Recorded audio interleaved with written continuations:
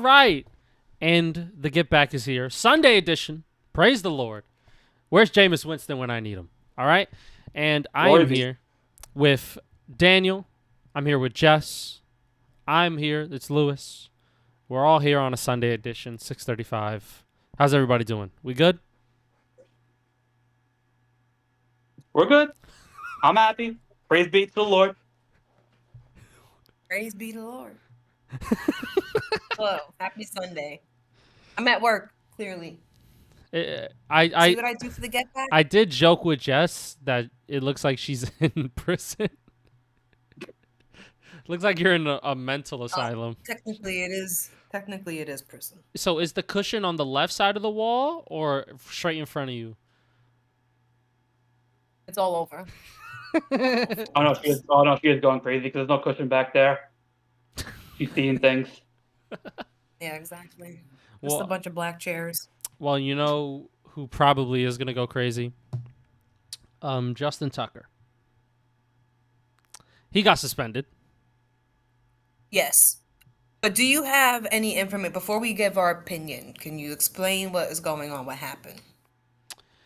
Justin Tucker was suspended for the first 10 weeks of the upcoming season because the NFL found that he violated personal conduct policy.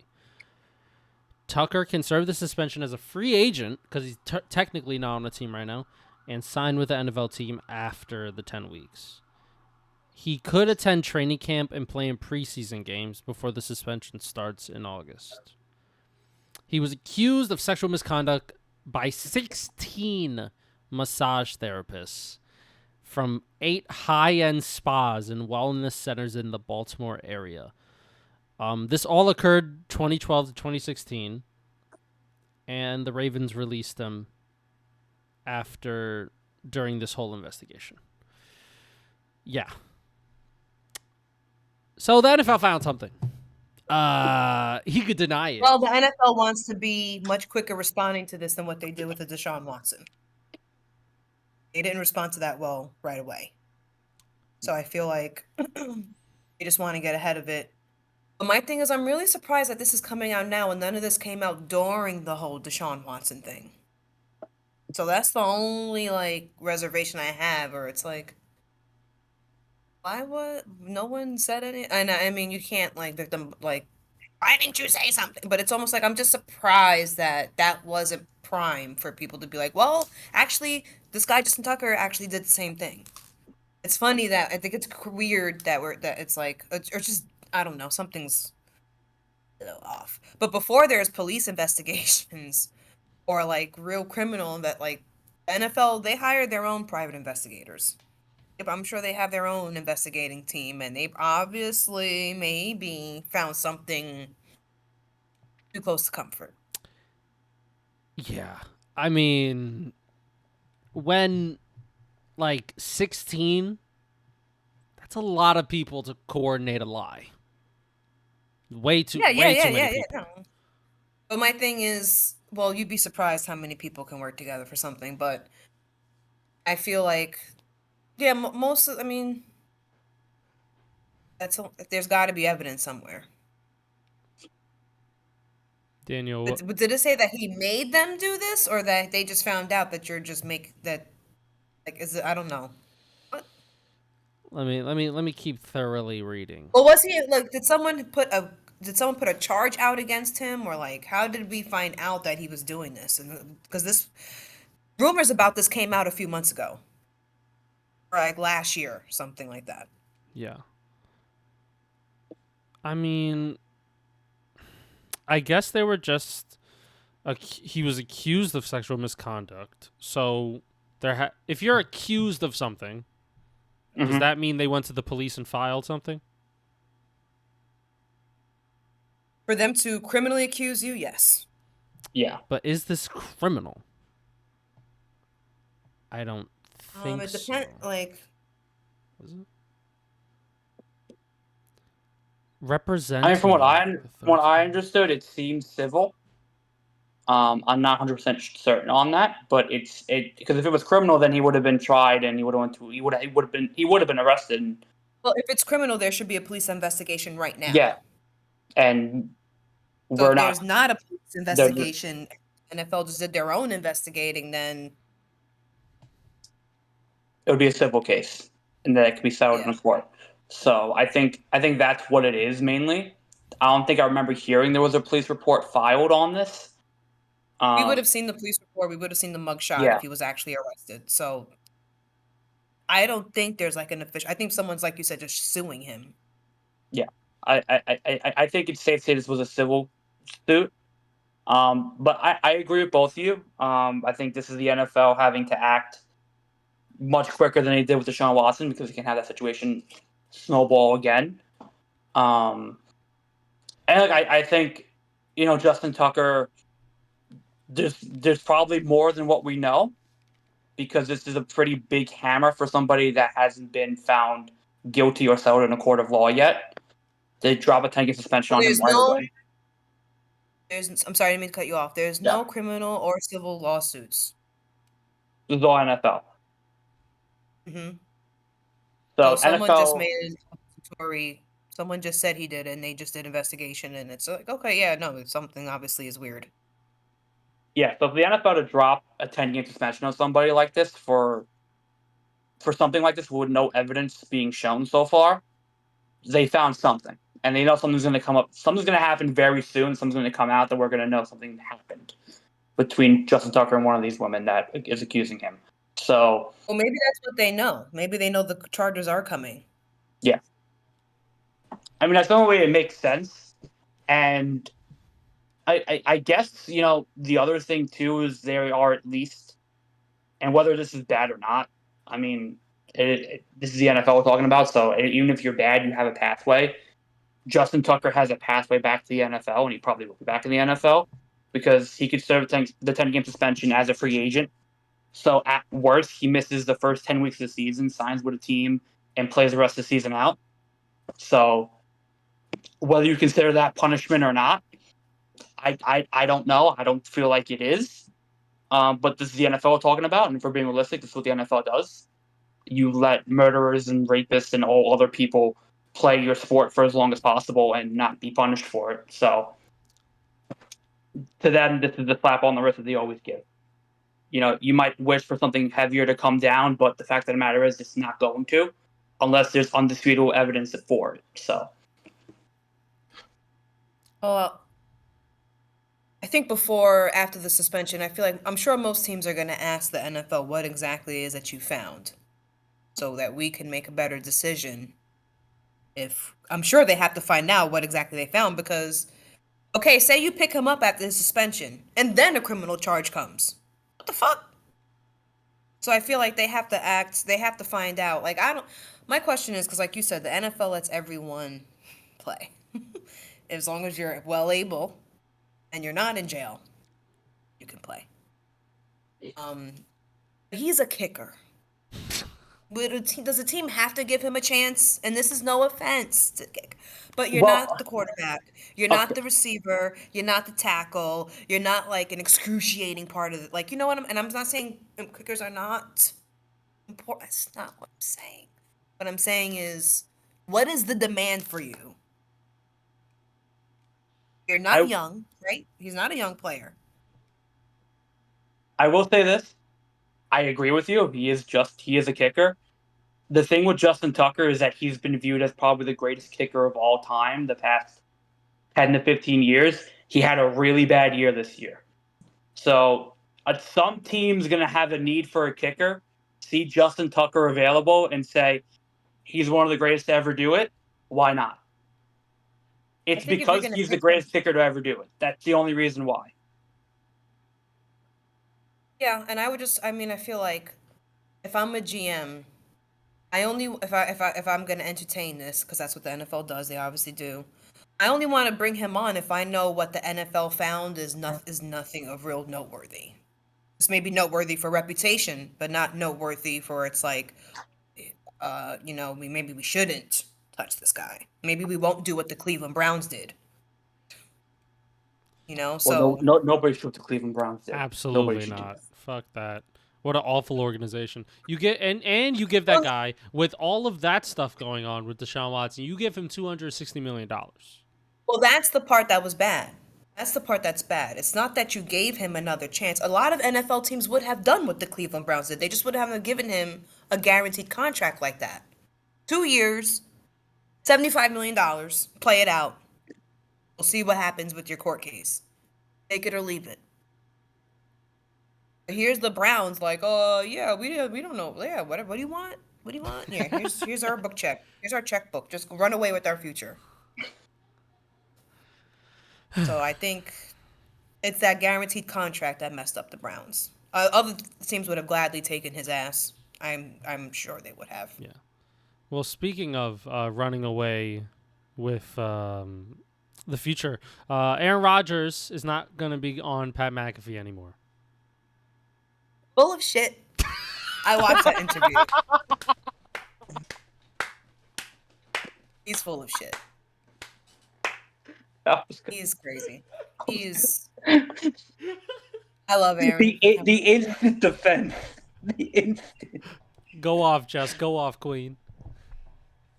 No, I'm not going. I just feel like, I mean, look, it can go both ways. It can go two ways. Either he's real serious, that once he retires, you won't see him or hear from him. And the second thing is, you like it too much to say that. If you were not a media person, if you did not like the media, it doesn't matter if Pat McAfee was your best friend. Would you truly subject yourself to something like that for 3 years on a weekly basis in a very high demand season? And you were on the Packers and then you came to the Jets. So for someone who truly hates and can't stand the media, and they're constantly putting words in my mouth, and they're following me on the beach, and but yes, I will come on Pat McAfee's show and talk for 45 minutes about how I don't like the media. And it doesn't correlate. It doesn't match. Actions not matching words.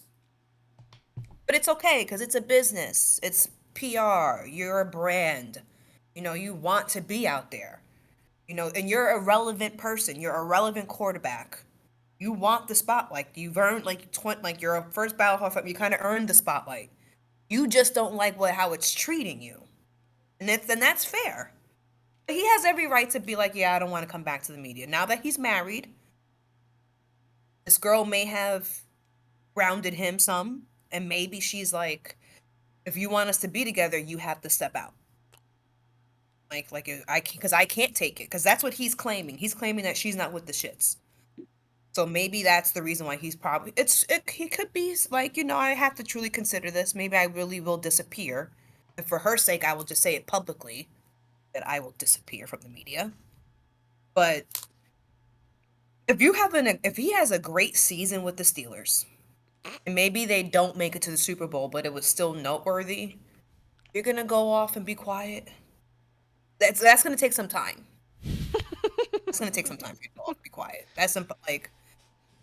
He just has too much history showing the opposite of what he's trying to do now. But that doesn't mean he won't. I'll miss him if he does disappear.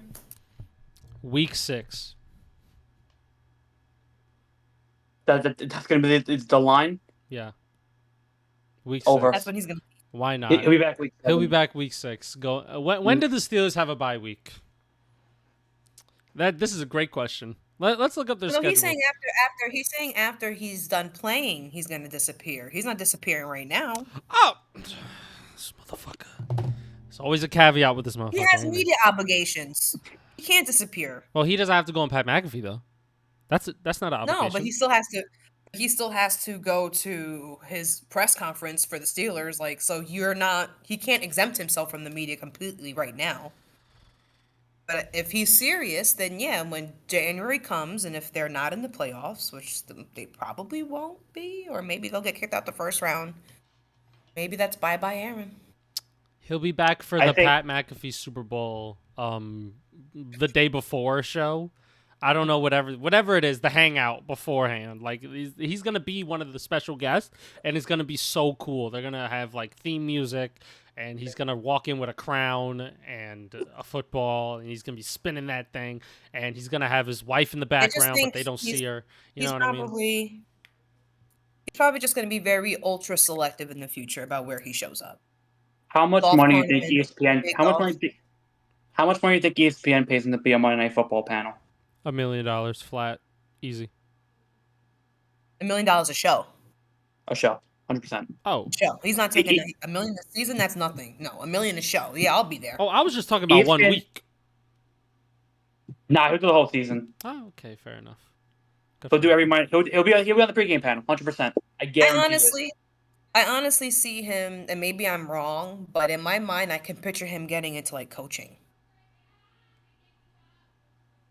He says he Hmm. likes to mentor.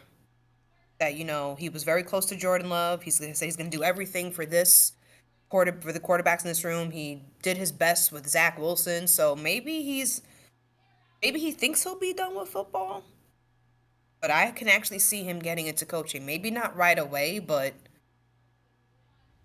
I can see him getting into coaching. But not like as a head coach. I think he would just like want to be on someone's staff and like help the quarterback coach, like be a quarterback coach or something. He could be in the front office and be like, an assistant to the GM type thing, or like an assistant on the coaching staff, or like he pops up a mini camp every now and then. We'll see. I'm just bummed out because now there's no more Aaron Rodgers book club. So hopefully this season he gives it to Pat McAfee one more time. Let's get the book club one more time. Then after that, if he really does go, that's it. No more books, no more Aaron. I'll be a little sad.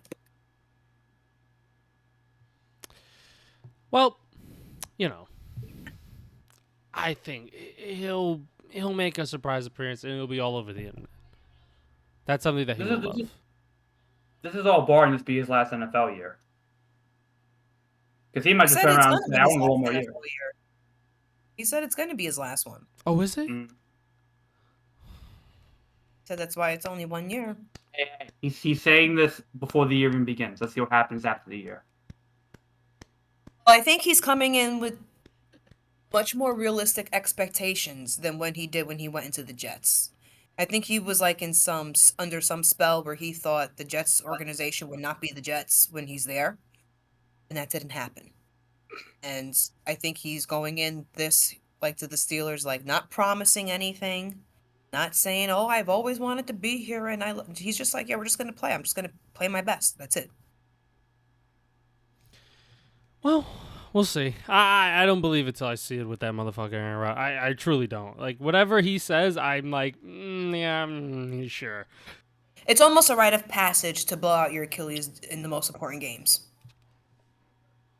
It's a rite of passage now because it keeps happening to the players, and there's like nothing you can fucking say or do about it. It's like terrible. Like, this is game 7. Like, you couldn't fucking do this to me in round 2. Where we weren't so close to getting it, where I didn't know we can fucking touch it like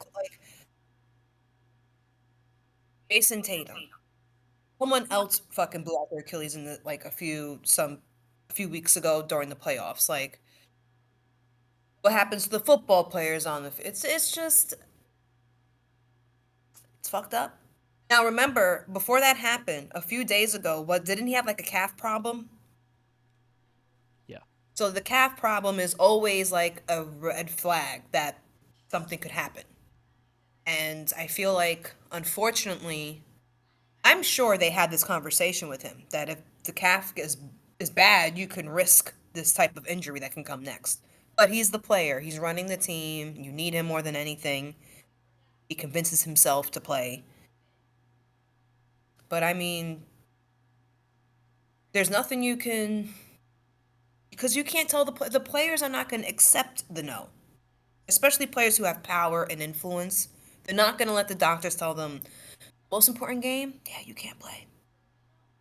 Like, I'm sure they had to, because the truth is, you would want to take rest for that. Like, the ideal situation is not that I have a game 2 days from that when my fucking calf starts hurting me, and it keeps hurting me, and it won't stop.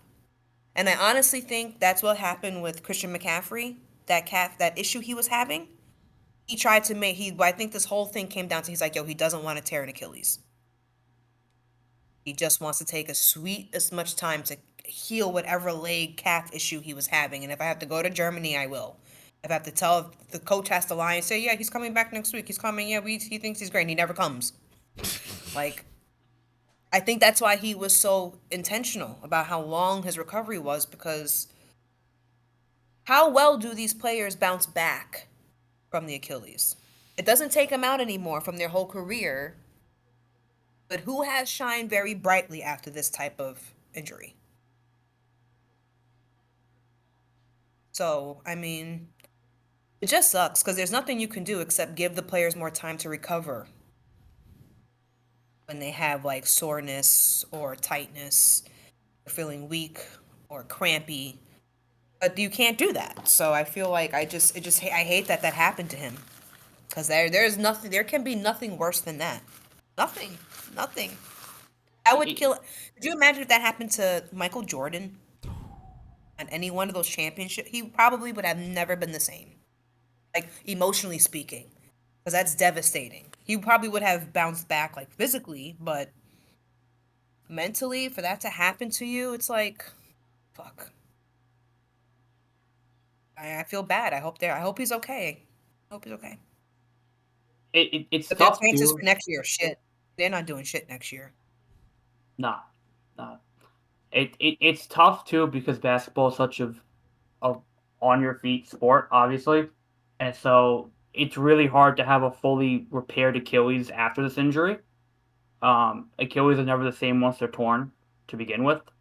And it sucks too because the NBA, for being honest, does not have a lot of stars. And Halliburton was on the verge of being one of those stars. You lost Tatum, who's another star. And all you really have left to look at is SGA, Jokic, and LeBron and Curry still. So, you lost two really good superstars in the course of a month.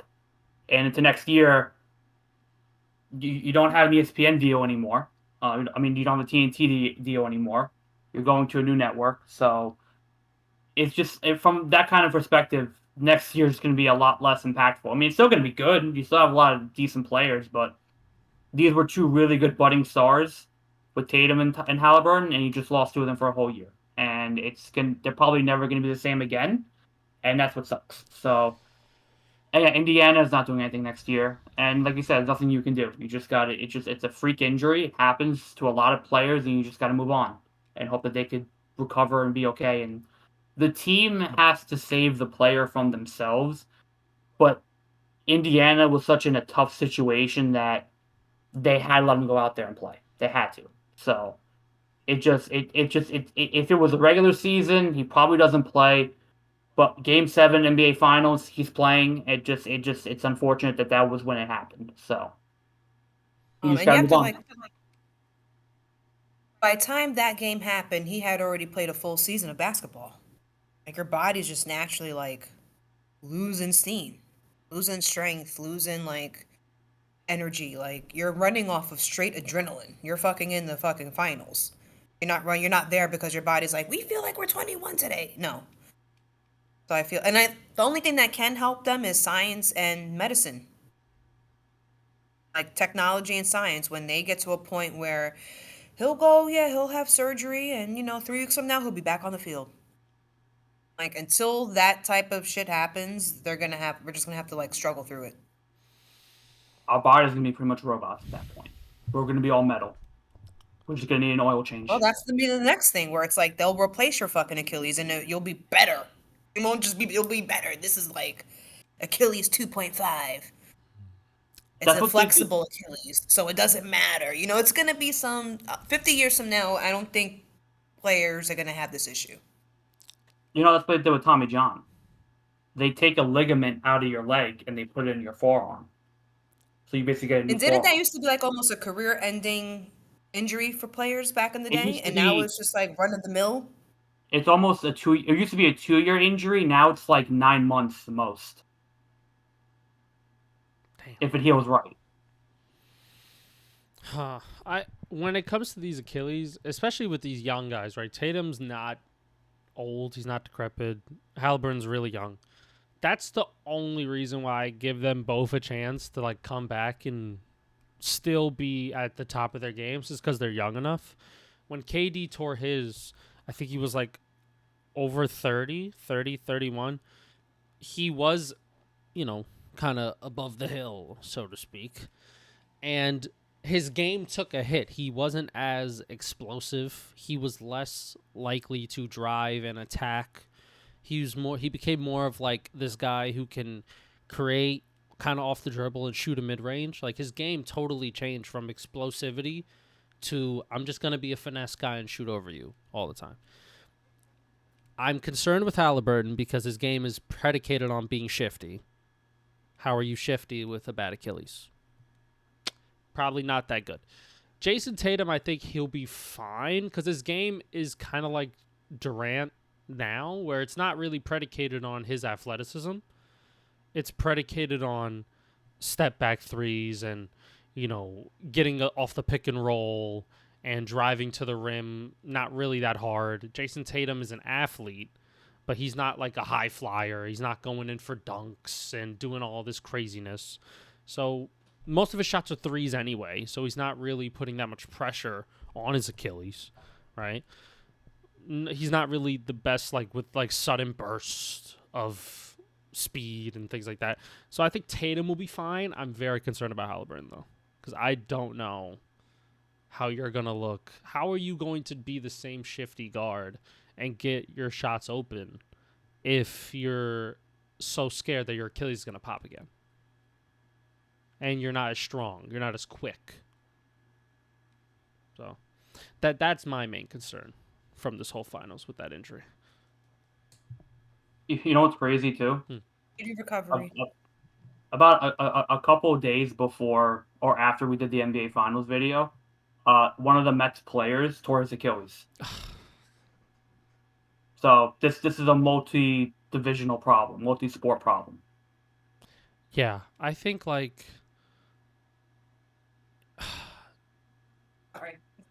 It's okay. I think I don't know what it was or what it is, because I used to never hear about Achilles injuries. Never. I always used to hear about the ACL. Never heard about the Achilles.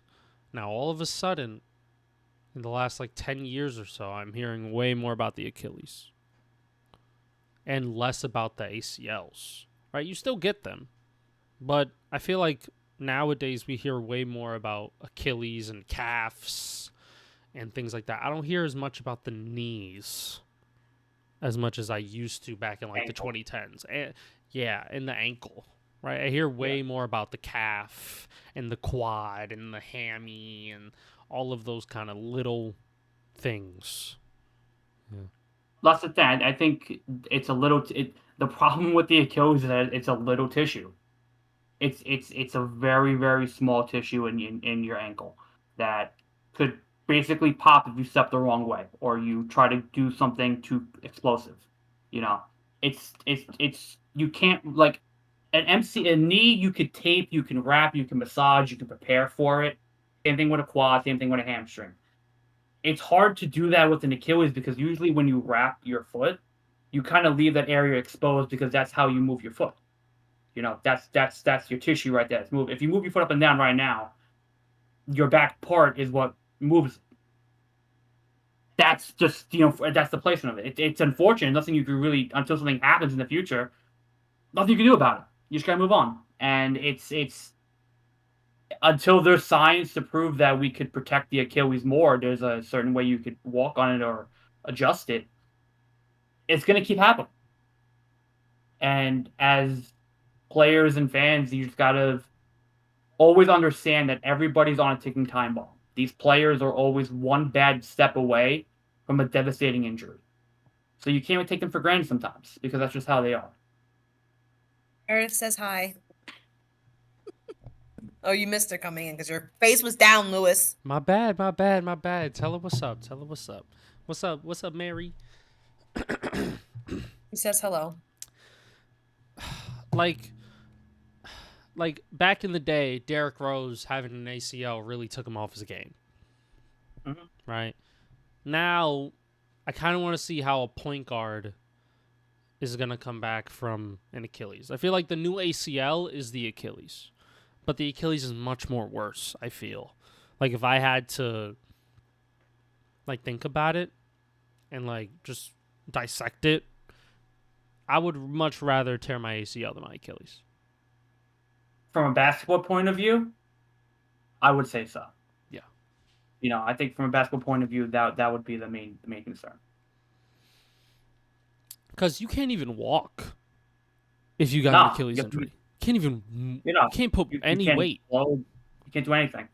But with an ACL, I've heard players be like, "Yeah, I partially tore my ACL, and I was still trying to play. It sucked, but I was there. Not as good, but I was there." With a Achilles, the first thing they do is just get on the ground and stay there and cry. Yeah. ACL for me right now ain't really doing that. I feel like these NBA players are a little bit more tough in that regard. They're eating these ACLs for breakfast. I don't know. That's the hot take for you. Is it? NBA players nowadays are tough. I feel like they're not letting these injuries of the past really get to them. I feel like these newer injuries are getting to them. Like the injuries that are very, very like not niche. Like an Achilles, for me, like an Achilles injury is kind of niche. Like not everybody gets them, but if you get one, oh fuck. Well, I think my argument is like you thinking of like load management in terms of like softness. Like they're just taking days off for like little bumps and bruises. Obviously, if you don't have an Achilles, you're not playing. But it's every other night somebody's taking off because they feel tired, or because oh my leg, I woke up sore today. I have a sore hammy, or I didn't massage it right today. I can't play, and they take off for a week. And that to me is like where I get like these players are like a little bit soft in that regard. And granted, like nobody can stay healthy, all the time, but it's like you gotta play, regardless of whether you're healthy or not. Especially if you're a playoff team, So I don't know. It's a risky slope sometimes, but I feel like if you're nicks and bruises, everybody has nicks and bruises. You just got to move on. Yeah. And with these injuries now to these top players on top teams, other teams are going to feel like they have a chance this upcoming year for the NBA because these stars aren't playing. And these other teams are going to be as good because they don't have Jason Tatum or they don't have Tyrese Halliburton. So teams like, for instance, let me just look at some Eastern Conference teams, right? The Magic, I can tell you the Magic could be one that could definitely move up the table. Yeah, dude. Well, improvement. The Pistons can move up the table. Pistons. The Heat, as much as I don't think so, but the Heat maybe. The Cavs are still good. The Bucks, if they keep Giannis, can remain that like steady, I guess, kind of team, that 5th, 4th seed team, and they could get a home playoff game because the Pacers aren't there and the Celtics aren't there probably. And maybe, like, I don't know, the Hawks, right? Maybe they're the 7th seed playing. I don't know. Maybe that's their best bet. Yeah. But speaking of teams that think that they can make a push, the Utah Jazz were drafting this past week. The NBA draft happened. The NBA draft Cooper Flag first overall. Cooper Flag first overall, obviously. If anybody was smoking crack before the draft, it might have been Nico Harrison because I thought he was taking Dylan Harper. I'm sorry. That would have been hysterical. That honestly would have been the best thing that ever happened. If he didn't take Cooper Flag, that would have been the greatest thing of all time. Honestly, I would have laughed and not have been angry. I would have been like, you know what? Let's see what he's cooking. Let's see what happens. Kyrie's injured. We need a point guard. But he just finds an extension. You got Cooper Flag. You got Dylan Harper. Who was the 3rd overall pick? Oh, VJ Edgecombe. Con Knipple. That's a funny name. Love Con Knipple. I love Con Knipples. And then you have at Con 5. Concordance is great. The Utah Jazz select, I guess, the problem child of this draft. I don't know what it is. The most ungrateful. Some are calling him on Twitter. Ace Bailey. Well, all right. Let's set this up, okay? So Ace Bailey, notably in his agent, said to the two teams, Charlotte and Utah, I'm not working out with you, and I do not want to get picked by you. It's not what he said verbatim, but basically what was the intention. He didn't work out with Utah, didn't do any interviews, he didn't meet with anybody in Utah. Same thing with Charlotte. Charlotte did not. He was arguably a top 5 pick. Probably wasn't going to go in the first 3, but should have won the top 5, but he didn't care about that. He just did not want to play for Utah or Charlotte. Utah said, you're a top 5 player. We need scoring. We're picking Ace Bailey. And Ace Bailey, at the time, did an interview. Wasn't too happy about the idea of playing in Utah. Did not look too happy on the stage wearing a Utah. And as of right now, says there's no issue and says everything's hunky-dory and everything's fine. But we all know what happened in the interview process and the draft process, and that he did not want to go to Utah. He does not want to be a member of the Jazz. So why Utah still decided to pick him, I don't know. And if he would have went to any other team, that's part of it. And if he went to any other team, this is a non-story, and Ace Bailey is not a problem. Because Ace Bailey is a good player. I don't know if he's going to be great, but you're already putting yourself on the wrong foot, in the NBA. I think both teams... Well, you've already showed that it's only about you. Yeah. So. And it's like the NBA now it's like we're now getting non-rookies making statements and deciding where they want to go. Not even contracted players. Kids in college are like, nah, you suck. I don't want to play for you. Nah, you. Nah, you. Nah, you're Utah. You suck. Nah, I'm going to you. I don't want to go there. It's like, it's to me, this is not even about, like, team-wide. This is like location and legacy are completely gone in the NBA now. Nobody wants to go to a small market. Nobody wants to go. Like, Utah's a good franchise. They've always had a proud fan base. It's a decent place to live. It's quiet. You don't got to deal with media bullshit. Mormons, and, Yeah, and I mean, like, you'll get decent money. You're a 5th overall pick. So it's like, just go. And then you could be a problem. But you got to prove you could play before you become a problem. It's like, to me, this whole situation is both parties fucked up. But if you're Ace Bailey, you have no right to fuck up. Utah can fuck up. But Ace Bailey, like, what have you done to say, nah, you suck, I ain't going to you. My talents aren't worthy of Utah. Like, what? Also, I heard that he didn't want to work out with Philly either. That's why they took VJ Edgecombe. It's because VJ worked out with them, and they liked him in the interview process. They thought he was hungry. And I think VJ's a good player. But I don't think he was a better prospect than Ace Bailey. And if Ace Bailey worked out with Philly and did the same good interviews that VJ did, they would have took Ace Bailey. But he didn't. Just said, no, I don't want to go there either. Where do you want to go? You want to go to fucking Washington? What a loser. Well, I think it goes back to what Daniel said. A player, you're not even a player, you're already a problem. He hasn't been taught. You cannot be a problem before you're a player. Someone with that attitude has been raised and cultivated into thinking the world revolves around them. You're number one. We're going to do everything we can to make you happy so you don't... This guy he's probably never truly had to, like, yearn something. Everything was just given, which is why you think you can be 18, 19, whatever. You made a little NIL money. Now you're going to tell the NBA where you're going to play. I feel like the NBA, like, if you think you're too good for the NBA, go to the fucking European leagues. Get out. You don't want to play here? Bye. Go make your money somewhere else.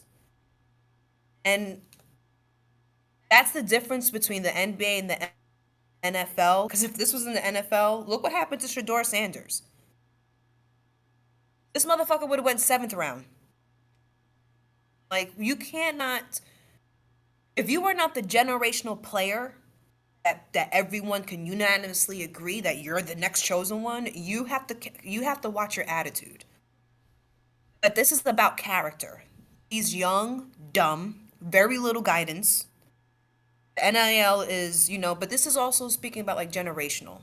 Like he comes from a young generation where these, unfortunately, a lot of them think that, just give me. Why do I have to put up with adversity? Why do I have to why? Why do I have to struggle? Why do I have to do anything that fucking hurts and that's like discomfort? So I feel like it's a bad look that the Utah Jazz picked him up. The Utah should have been like, okay, fine, we won't take you. And then see who would have taken him. And that team who would have taken him would have eventually dealt with this attitude. This is not an attitude that only in this situation will I say this and will I act like this. No, this is him from now on. Unless he's taught you have to earn a few demands here. It's not like you're Eli Manning where you come from a fucking football family, like where you come from people that have pull and connections and that can get you to these things. Like you're not LeBron James' son. You're not gonna. It's just weird that the Utah Jazz, but that goes to show that maybe their organization has a lot of work to do on themselves, because you just fucking drafted a big problem. Unless this guy has a miracle attitude turnaround where he's like, no, I love it here, and you're right, I am fucking grateful and lucky to play for the NBA, because there's not another NBA out there. If there is, show us. But then no one's going to believe him if he says that, because he already said, I don't want to be here.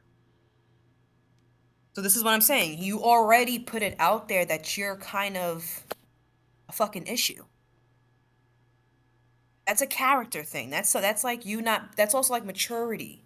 You're not taking the temperature in the room, not realizing your place in this sea of billionaires who own the fucking teams. The GMs who look what they did to Doncic. They traded him in the middle of the night. The NBA may seem like a pushover, but they are just as grimy as the NFL can be. So it's like, why are you already burning bridges? No one is fucking teaching you not to be that way.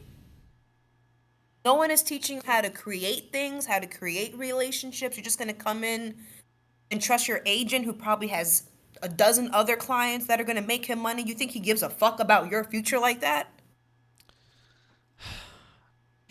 It's I don't know. But this is why the NBA has problems. Because you're letting children run it. So it's like, it's embarrassing for both parties. Now, truth is, he may end up not being any good. You may be a fluke. You have probably already reached your prime. You have probably already peaked. That's a very good chance. So hopefully he comes out and just proves everyone wrong this season. Maybe he scores 40 points a game, rookie of the year, coach's pet, kumbaya, captain of the team. That can happen. It probably won't happen, but we could see. Now, the Utah Jazz are GM'd by Danny Ainge. A really, really good GM.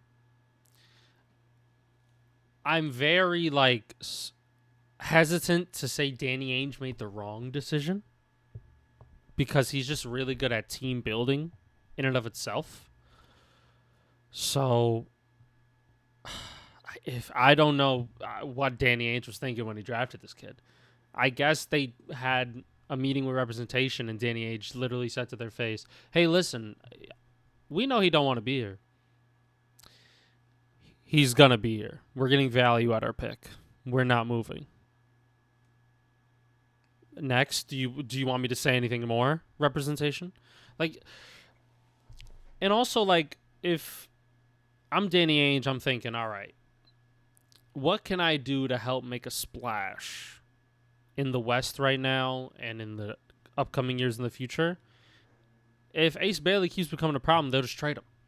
His value's high. He's young enough. He has obvious potential. He's a good shooter, can score, just needs to, play NBA basketball and really define his game in the NBA. But a team would 100% take a chance on Ace Bailey, because the NBA loves to be like those ladies who pick up guys who are kind of broken and be like, I can fix them. And what happens? You end up never fixing them. They just end up becoming Broke dumb fuckboys. Hey, but guess what? Danny Ainge is thinking that's their problem now, not mine. I don't care.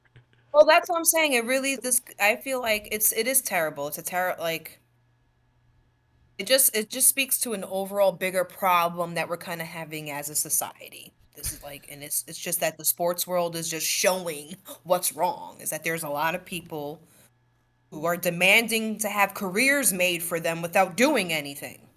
Demanding on where like it's not a good look. It almost happened in football with Shador. It almost He happened didn't there. even talk half that crazy shit that this kid is saying. Yeah. So it's like, I don't know, but you know, the fact that they drafted him, they kept that pick, and another team will probably pick him up. But it's like, this is why the NBA has issues, because none of and I don't want to generalize like this, but it seems like there's no urgency from your players to fucking represent the league well, to represent themselves well. Like, they don't care that they seem very nonchalant or very like, who gives a fuck, very like, it's all about me, I'm the player. It's like, you know. Jess, you're hitting the nail on the head. There was the 9th overall pick by the Toronto Raptors. You can visibly see him as he gets his name called. He's getting upright. He's hugging his mom. He literally, you can word for word John Boy this. He's like, fuck, like, you're tight at getting drafted. You're tight. How are you? It goes to show how small their perspective is on life. That they can't even say that, yo, millions of men around the world will kill to be in my position. First of all, there's people in this world who will never get to see, but they're a better basketball player than you. They're just not in the game. They're just not in the lottery for us. So you're not the greatest out there. But to not even know how to keep the shit to yourself and put on a fake smile. You're about to get paid $1 million fucking dollars. That's not good enough for you, 9th overall pick? Why don't you give your fucking contract to someone else who wants it? It's not even that, too. Like, from a fan people perspective. Out there, how are you raising your children? Like, seriously, do you teach them how to say please, thank you? Do you teach them how to reflect, how to realize the position that they're in is a privilege? To make a career in a country, like, and to make the amount of money he's about, like, there's no like molding of character. There's no like, sit down, this is what it is. You have to understand image. You have to like grin and bear. You don't have to stay in Toronto your whole career. Jess. This is where you're in the fucking NBA. Like, they're too worried about basketball and shooting pull-ups. They can't worry about their values and morals. They can't. They're too busy doing dribble drills. But if you're too busy worried about basketball, how you not fucking happy that you're about to make a chance to play basketball for the next 15 years? But you're not worried about basketball. You're really just worried about your fucking social media aesthetic. You're worried about playing for the Toronto instead of playing for the Lakers, instead of playing for the Knicks. Like, you're worried about being like Daniel said, in a smaller market where there may be bigger names around you. The media may not be, because unlike the NFL, the NBA media don't give a fuck about nobody if you ain't the Knicks and the Lakers and the Golden State Warriors. So yeah, you may be in an irrelevant place, but do you not have the talent enough to make sure that you become the next superstar, to where you bring the relevancy to whatever team is drafting you? Is that what you're saying? That, wait, I don't have it in me to uplift what I can? I'm not going to make the best out of this situation. That's why everyone who succeeds, they're not all leaders. Neither one of these people can be leaders. That's why people struggle. Because everyone thinks that they should be doing something better. When it's like, why don't you just start where you are? It's okay that you don't like Toronto. That's fine. But control yourself. You can mute that shit till you get back to your hotel and be like, fuck, why am I going to Toronto? Why are you on national TV making it so obvious that you're a spoiled fucking brat? And this kid, he's dating the South Carolina like star player on the women's team, Lauren Betts, I think, or is she UCLA? I think she's UCLA actually. I don't know, but she's a star player. Star player. She's probably gonna go number 1 overall herself. You think Lauren Betts is gonna fucking complain? Will she get drafted? No. Who the fuck? No, because she understands the position, hopefully, that this is the WNBA and we're just now getting off the ground. So yeah, I'm just gonna be like, yeah, I'll just like, it's just, but like I said, this is a problem. These are how these kids are being taught, coached, and raised, and then how the NBA is handling the spoiled rottenness that you're kind of indulging in. And you wonder why, the players do have you by the balls. And the owners are being nice by not showing that they can be ruthless. But it's just like, there's a reason why your image is struggling. Oh, none of your players want to be the face of the league. Nobody wants the responsibility. I'll say How two you things. not want to? Go ahead. Yeah, Jess. No, I'm done. I was gonna say I feel like I agree with you. The biggest problem that I see right now is a lack of care, and now you're starting to see it from the college players and the young players as well, where there is a lack of pure passion for playing basketball, where basketball no longer is like their main goal. They care about social media, they care about their sneaker deals, they care about their advertisements, they care about being on national television, or doing other stuff besides basketball, right? And I think you're starting to get like there's a lack of care about the team itself, where it's like, yo, I'm a Raptor. Shit, this is a great organization. This is a great city to be in. I'm in the This fucking league. I did. I'm in I the did my dream. I'm in the here. creme de la creme. I am where everyone wants to be. exact, but it's like When you cannot appreciate that, something's wrong up here. You are locked in a very small mind, and you need to fucking grow. but it's unfortunate because then you have who was the kid who was crying very visibly. VJ Edgecombe. VJ Edgecombe. That's a kid who cares, who genuinely gets it. He understands basketball. He understands this league and how big and important it is. That it's not only that I'm making a name for myself, I'm going to be a part of this. I'm a part of this team, this journey, in this league now. And guys like Ace Bailey and the kid going to Toronto, like, they don't see it like that. They don't care. To them, it's just, why am I here? Why am I in Canada? Why am I in Utah? But I'm asking you the same question. Why are you here? Because clearly you don't want to be here. So why are you here? But Get off. the thing is, too, here's the thing, Get too, off real the quick. ride. The NFL does sometimes have a problem with people who don't care about football, but majority of the players playing football love football to death. And it's like a drug to them. They have to play football. It's their calling. I don't get that from this version of NBA players sometimes, where it's like, I don't feel like they love basketball. There's no real care or passion to it. And hockey, those motherfuckers love hockey. They die for hockey. They'll go anywhere to play hockey. Same with baseball. They'll go to fucking Korea to play baseball. These guys don't even want to go to Europe to play. They want to go specifically to New York, LA, or big market. Because the football culture and basketball culture, the culture's different. The mentality you need to play for either league is much different. Football is much more vicious, aggressive. It really speaks to the primal part of men. That I will take your fucking head off and I will get rewarded for it.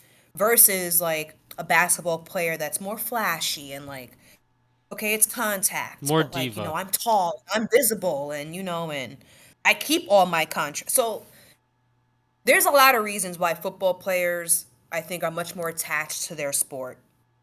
And why the NFL seems like to be much more like an understanding of how these things work compared to the NBA. And the NFL will look at the NBA and be like, this is why we don't do guaranteed contracts like that. Because your players start to think that because I pay them $50 million that they're going to run the entire fucking league. So this is why, the NFL, why players in the NFL are so much more, I don't want to say submissive, but are so much more like willing to endure what's going on because it's not guaranteed. They can cut you for any reason. There's very little protection for NFL players. So you need to be grateful if a team puts you on their roster and you get to play on Sunday, or at least sit on the bench. Because next season, that can happen tomorrow. Monday morning, we come in, we lost, coach is pissed, people got to go. And I could be that person. The NBA, they don't have that same level of survival instinct. They think the league is theirs. Pay me my millions of dollars. Don't ask me to do nothing extra. And, so be it. Just accept me for as I am. And yeah. So the culture is just different. You don't have to love basketball the way you have to love football. You have to love football in order to play it. You Yes, can you have literally to, get switched off from life playing football. You better love Look that what happened shit. to the Hamilton guy in Buffalo. You think that would scare him to death and be like, no, I'm not stepping on the field. Lies. Back the next season. Ready to go. You couldn't keep him off the field. So it's like, and then you have players in basketball. It's like, I'm sitting out this game. My foot is sore. My elbow hurts. I can't play tonight or tomorrow. So they don't, and I'm sorry, basketball players, but this is just what you put off. This is just the vibe you guys give to the world now. You guys are not the Kobe Bryants, the Michael Jordans, the LeBron James, who will literally give your fucking life for the game. You're not, where is that? Where do you feel that? You don't. Once upon a time, I felt like NBA players were just as crazy as NFL players. When I was growing up watching the NBA in the 2000s and 20s, Them boys Allen came. Iverson, Them boys gave a fuck. his little ass, you couldn't keep him off the court. He was smaller than everyone, breaking necks here and there. People who had to play with him, and what other play, like it's just not the same. And it's not like they didn't have spoils back then for the NBA players. They had millions of dollars in contracts and endorsements, and they were getting the red carpet. What is the difference? The difference is the generation. Okay, well, also, it's not Lauren Betts. It's Chloe Kitts. They both went to South Carolina. I just had to preface that. Lauren Betts is not in a relationship. Chloe Kitts. She's a really good player. She's probably going to go top 3 in whenever she decides to declare. Right? They're both great athletes, right? So you would think Chloe, girlfriends have an influence on their man. Chloe would teach him to be a little bit more humble. A little bit. He's got ego. Little bit. Men have ego. And that, you know what? Maybe she doesn't like Toronto, and he's projecting that. How about we How about we flip it? How about we flip it back onto them? Nah, I don't think the problem is that you don't like Toronto. The problem is your attitude about it. We can agree that maybe Toronto's not the best place for you. We can also, that's fine. You know what's crazy? Your attitude about it on camera, really? You know what I just realized? He was probably sitting in that seat, and in his mind, he's thinking, please not Toronto. Please not Toronto. Please not Toronto. That's so crazy. That's the mentality. That's got to be the mentality, and that's what's shameful. Like, once you get past, pick 15, you gotta be like, I don't care where I go. I just gotta get drafted. But, from pick 1 to 15, they're, hella pissed. They're like, this fucking shitty team. Oh, this dumb fucking market. We all congratulations. Welcome to the real world. Millions of people around the world work for jobs they don't want to work at. Oh shit! You're not you're not the only one. Yo, this isn't you're not an anomaly. Oh my god, you fucking got a job. You applied to a place and you're like, I really don't want. Jess. Welcome to life. Welcome. These kids have never had a job in their life. They finally are. You know what? You know what? I'll give them a little grace. They're finally experiencing what it's like to hate their job. They finally joined a union. Holy shit. For the first time in their life, they joined a union. And they're like, shit's kind of lit.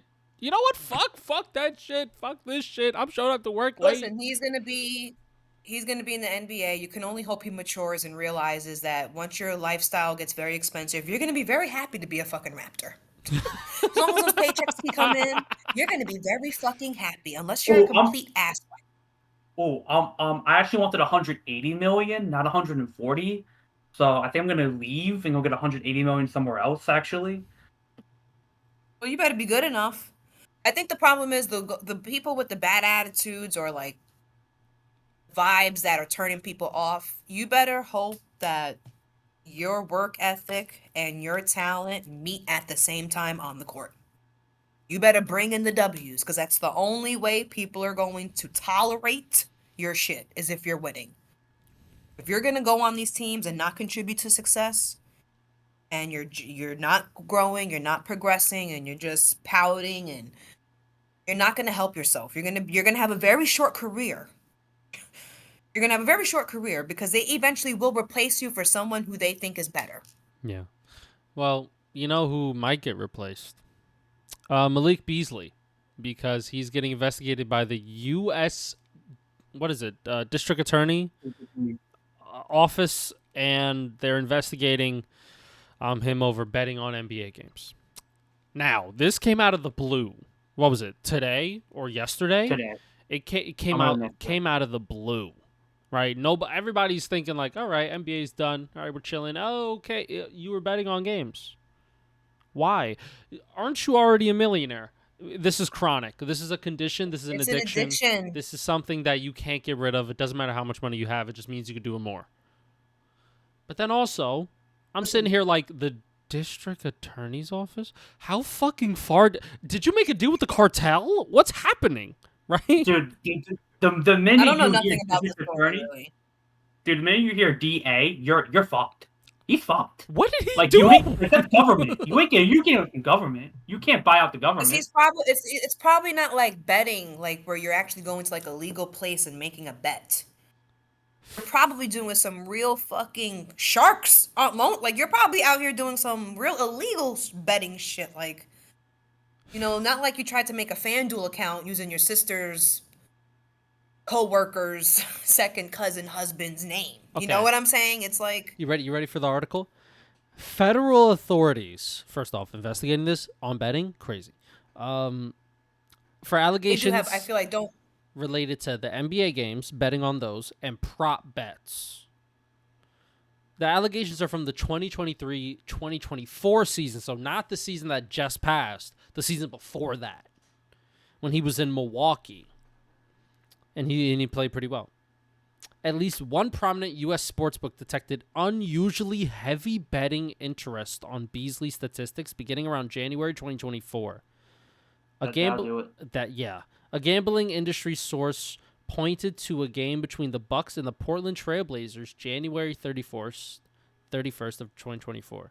The odds on Beasley recording fewer than 2.5 rebounds moved significantly at sportsbooks before the game, shortening from around plus 120 to around minus 250 due to a surge of action on the under. Daniel? Going from plus 120 to minus 250 before the game? That's almost a 400-point jump. That never happens. That's insane. That's a 400-point jump. Unless he was hurt, that never happens. So Beasley, that game finished with 6 rebounds, and the bets that were deemed unusual lost. So nobody hit, I guess. I don't know what that was then. This is Beasley's attorney saying an investigation is not a charge. Malik is afforded the same right under the U of presumption of innocence.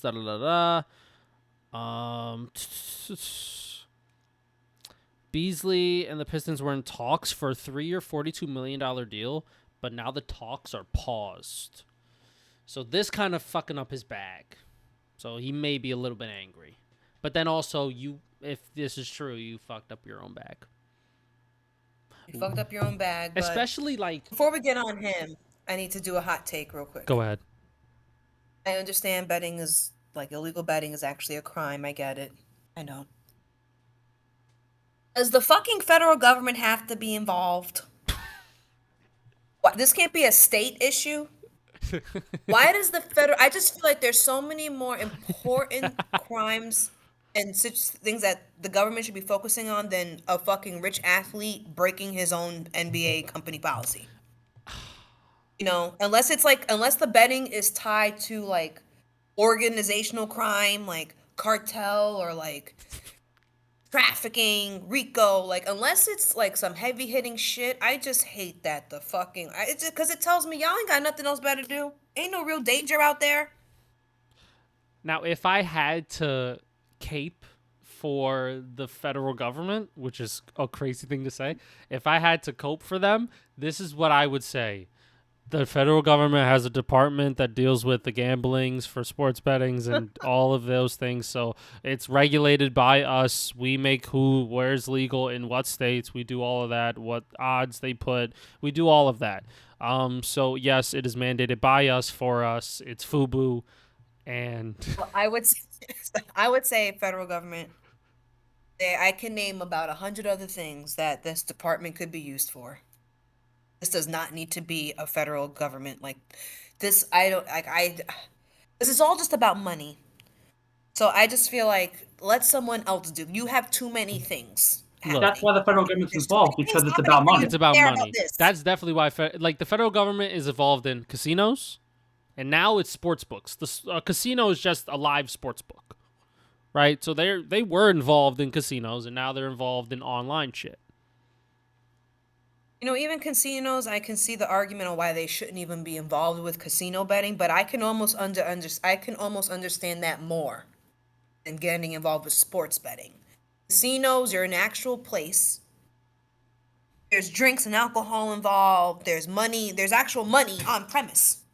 Like like this is like, yeah, you may want the government, like you may want some regulation, some law enforcement in here. I get that, but like sports betting, when an athlete does it, it's like I don't know. I just feel like what is the consequence besides okay, yeah, he's betting on his own team. Like this is a organizational problem. This is an NBA issue that they need to figure out. And like the state level should be able to like handle this. You know, I just feel like our resources for the federal government need to go somewhere else. Like there's just too many other important things, man. Maybe it's a bit of both you guys. Maybe there's a department that does sports gambling. That department is bored as fuck and just finally found something they could work on. They're like, oh, wait, There's Work? 1 week where this went up a little bit. We have to investigate. whoa, that's I crazy. feel like there's real money in the world right now getting stolen from people, hackers getting into bank accounts and credit cards. There's real money problems out there that are affecting Americans every single day. You need to be working on that. Find out the hacker who keeps breaking into the fucking bank, who keeps breaking into these credit cards and scamming people's social securities and food stamps and like the people who take people's pensions. These companies, these corporations who like fucking rip out their employees' jugulars and like take away their 401k and shit. Like real fucking problems. You know, I just don't see this as a problem. Am I wrong? Am I just too uneducated about sports gambling that I may be sounding crazy? I think it's a bit of a problem because there could be guys where like they are hindering their own performance on the court because they want to make money off this. Is that a federal government issue? If it's sports betting, This is yes. what I'm saying. Has to deal with there's a lot of money in sports betting. Yes. I feel like if there's any involvement of organized crime, they're gonna go in on it. But I do see your point, and you do bring up a very good point. Yeah. There's a lot of other bad shit going on right now that this kind of seems like right now not that big of an issue. It's a sports issue, and the NBA should be the one to handle it. They've done it before. Why the USDA got involved, I don't know. The only way it would get involved if there really is something really dirty going on in Milwaukee. Well, And and, there's- and not that I'm hoping it, but I feel like, and that's what better come out. That there's something a bit more insidious than him just like hindering his performance, because I feel like there's already millions and billions of dollars at stake that are actually in play for illegal activities that are harming people. On our like, I just don't understand why the federal government why my taxpayer dollar has to figure out an NBA motherfucking issue. Like, I don't understand that. Hey, you know and I what? can almost say that's the same argument for why they were so involved with the MLB steroids using. Why were you so involved in that? Because it's drugs. Drugs. Gotta get drugs off the street. Gotta get dirty money off the street. These are drugs that I cannot go get myself. This is not crack cocaine, heroin. This is a steroid that is being prescribed by I just don't get it. I don't. The state law, let the state law handle it. Why is the federal government involved? I Yeah, just and, feel like you know what, Jess? there's levels to importance. How important is this issue? And you know what, Jess? You're probably right. But like, I honestly don't know either. Why are they here? Like when you see federal government and then sports, it's like, is there a capital I just murder? feel Like, like what's happening here? Like, And to kind of pull back the curtain a little bit. look, maybe I understand the federal if it was like whole and like if there were like teams involved in this, if there were like if like a RICO thing, multiple people are involved with this, like multiple professionals who work for the NBA and work on these teams, they come up with this strategy. Like I get that, but they're not saying that that's what this is. So it's like I'm just confused on why they're there. yeah, and also this happened with Terry Rozier, where he was under federal investigation because of the same kind of pattern that happened in 2023. Funny enough. And he wasn't charged with a crime, nor was he suspended at all. So there's only been one player suspended with betting-related things, which was Jonte Porter, the brother of Michael Porter Jr., and he was actively seeing, he was betting the under, and he was just breaking on purpose. Like, yeah. Kind of fucked up for a 100,000 like parlay. I have to do. People out there watching this, don't judge me. I have to do some research. I just don't understand why the federal government has to be involved. It's just weird. Yeah. It's really weird. I have more important things to do with my taxpayer dollar. Correct me if I'm wrong. Was the federal government involved in Shohei's gambling thing?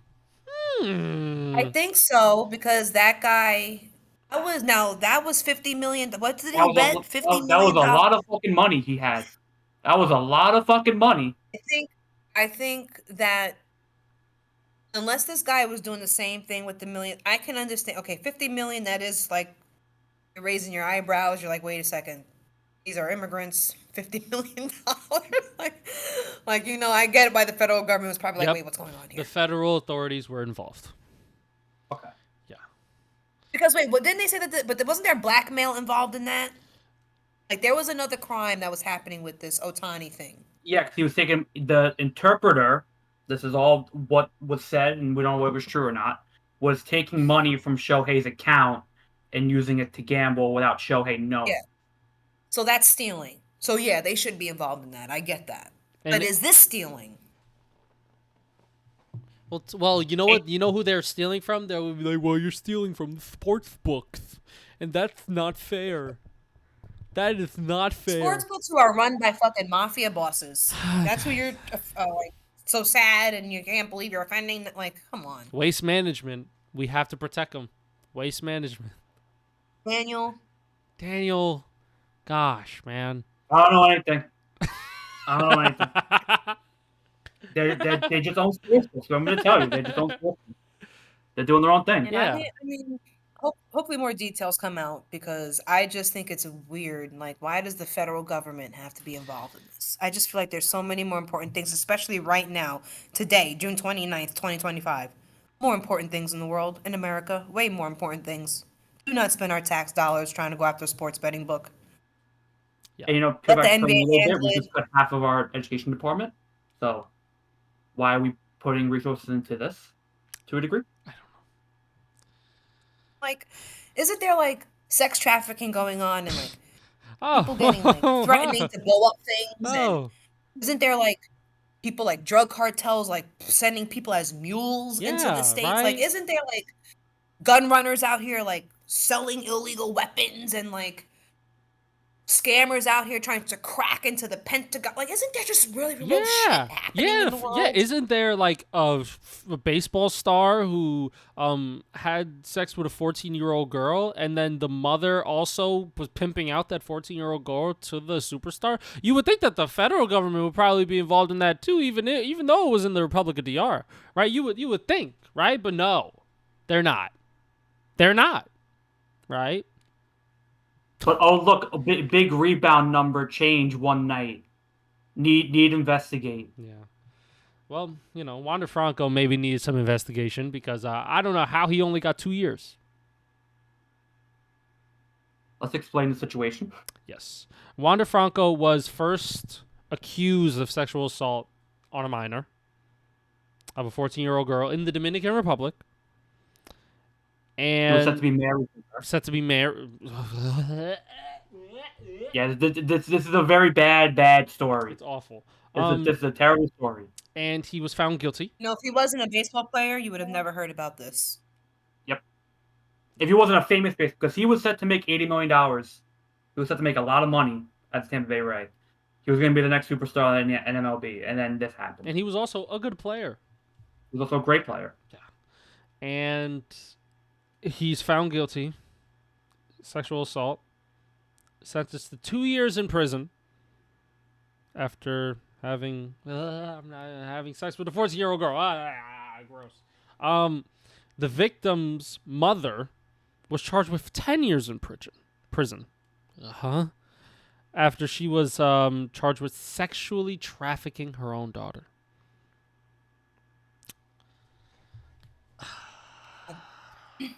This was tried in DR. Yes. So that explains why he only got 2 years. If this was an American court, I don't mean to sound crazy.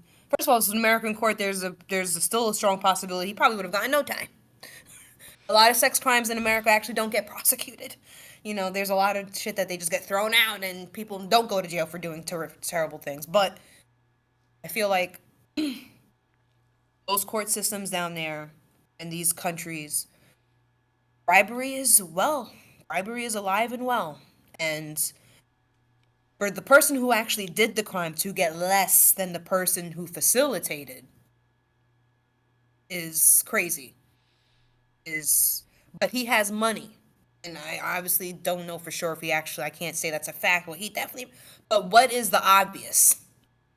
How else does someone like that commit a crime like that and only get 2 years? I wonder how that happened.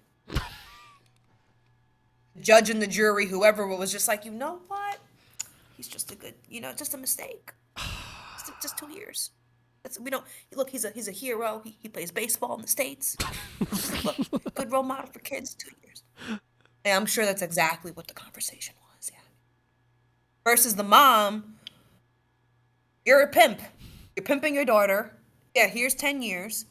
But if the mom had $50 million in her pocket, she probably would have gotten 0 time. If he was only getting 2 years, she would have gotten 0. So fuck the court system down there for giving this guy only 2 years. The mom they both need to be in prison for 100 years. The truth is, if this guy was not a famous baseball player, he would have married that girl. Nobody would have blinked an eye. Nobody would have done anything, said anything. And, without social media and like modern media, it was only about 40, 50 years ago that this was very common. Nobody wants to say that, but it was very common for older men to marry and have sex and have children with women who are not of voting age. This happens in many countries around the world.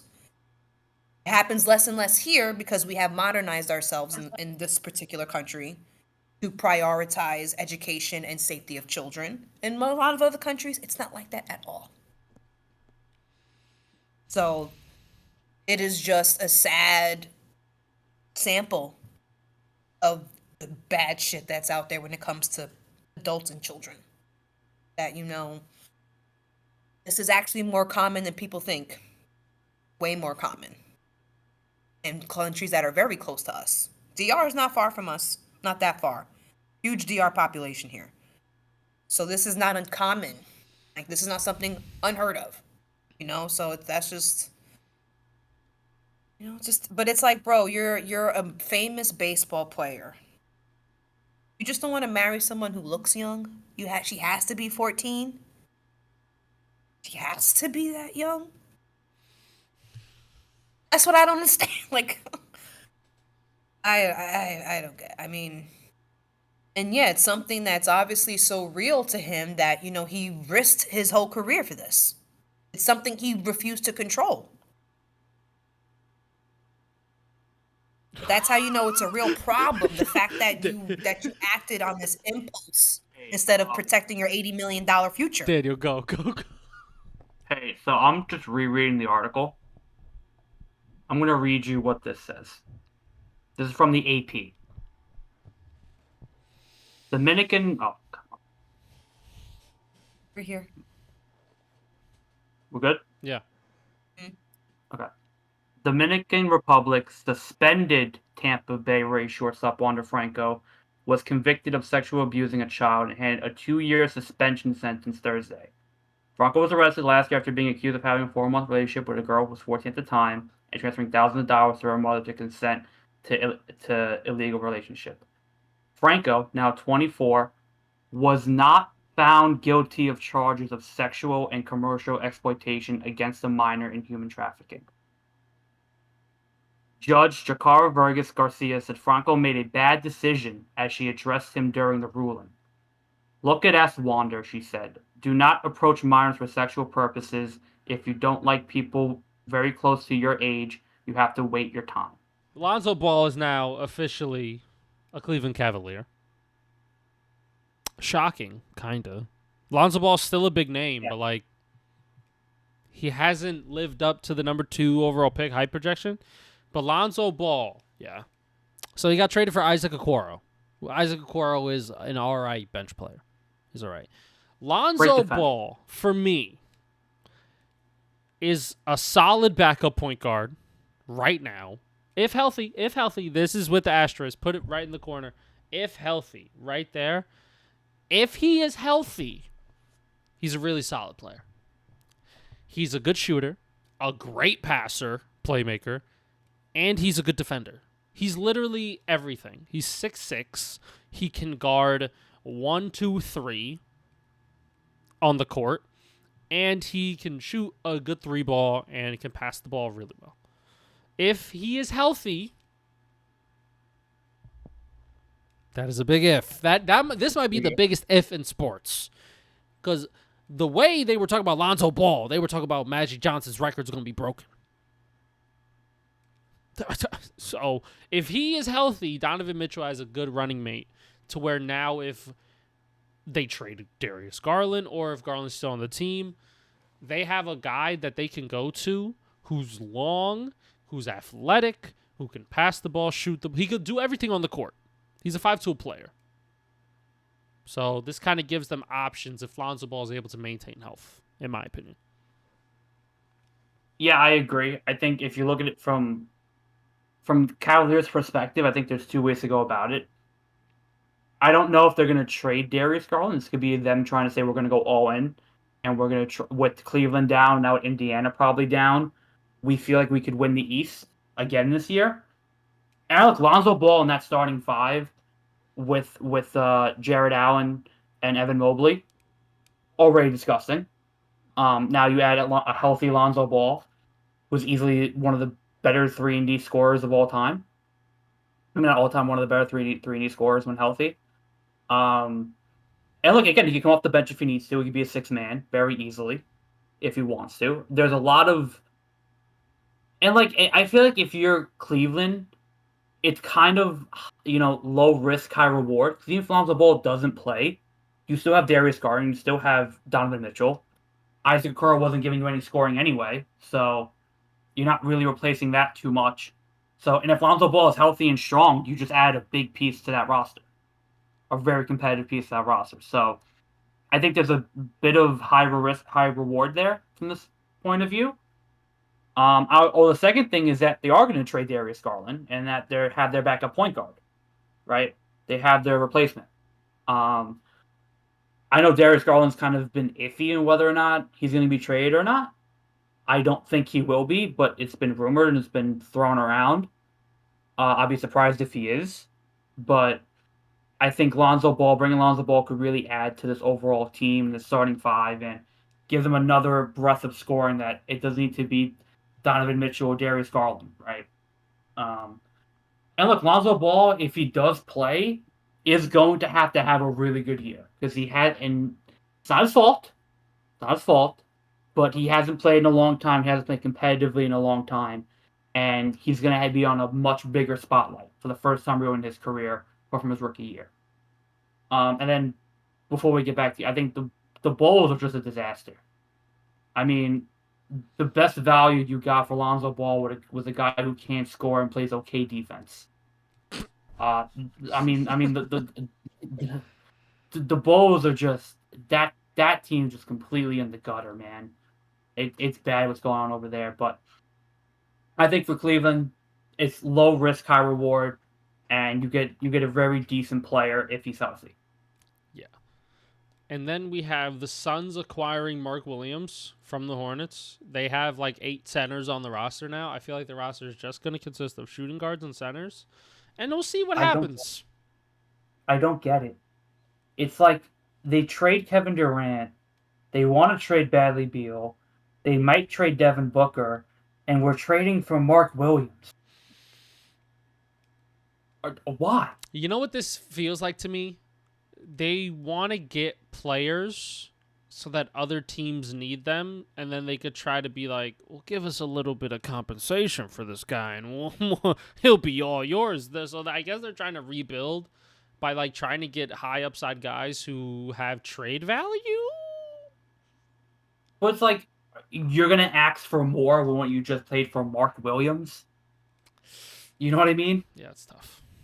Like I mean, the best value you're gonna get is if you trade Booker or Bradley Beal. That's where your picks and your players are gonna come from. Why are you giving up picks and players for a guy who you don't even need? I don't know. Like that, the trade to me made no sense. I did not get it. And like you said, they have 4 centers on the roster already. So it's like, what was the point? Talent. And Mark Williams is a good player. Need it. But like, Mark Williams, it's like, I don't understand it either. Just like I don't understand the Colin Sexton to the Hornets. That was a weird one. Arguably, that was a weird one. I don't. Sure.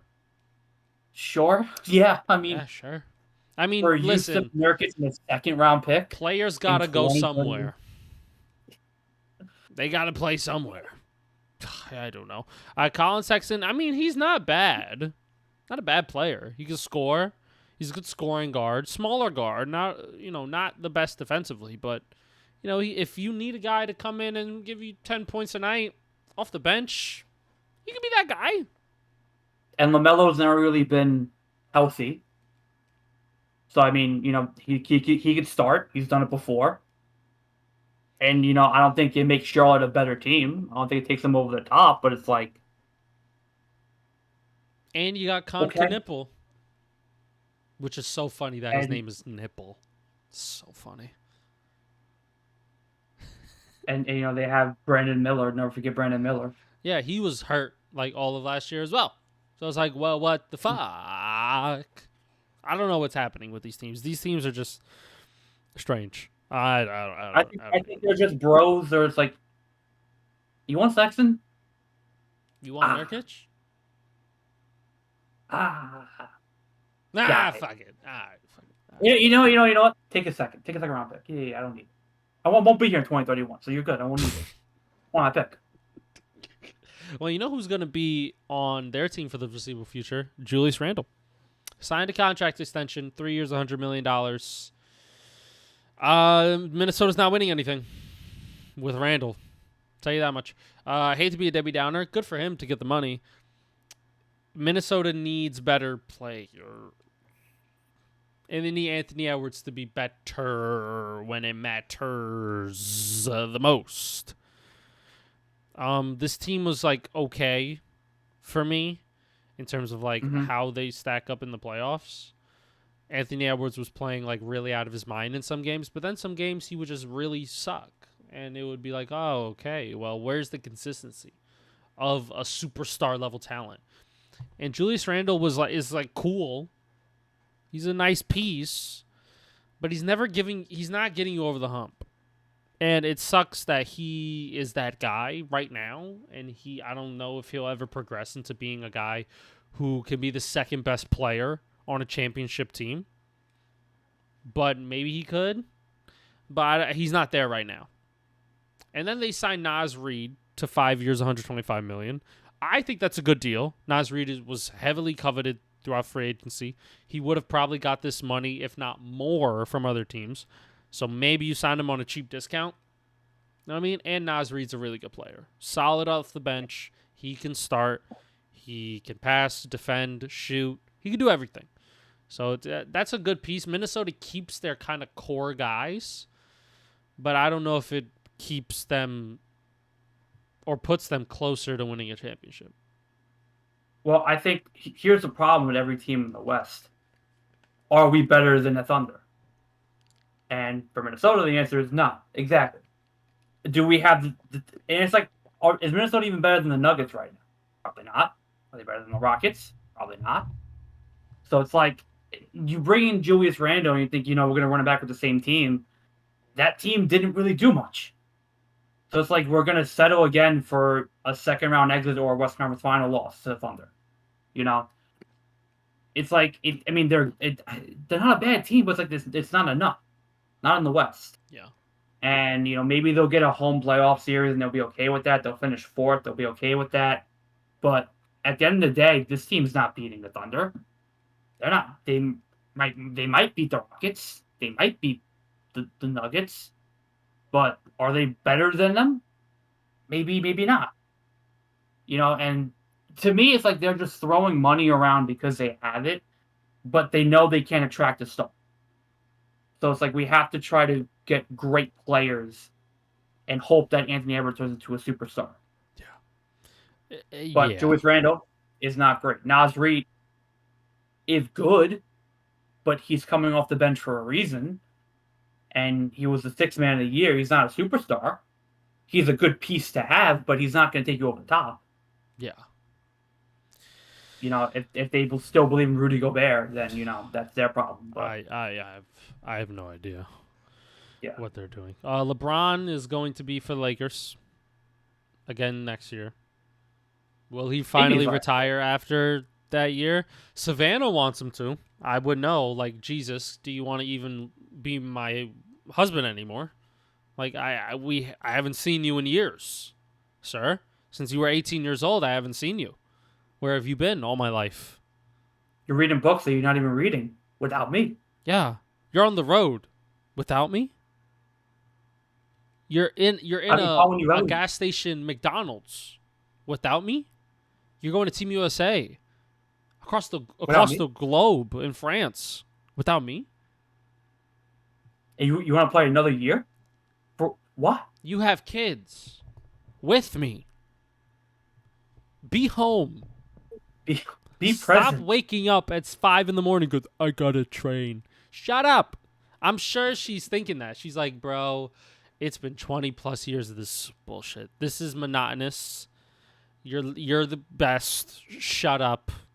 Stay in bed until 10:30 with me. We have plenty of money. You've made plenty of money. We don't need another $50 million.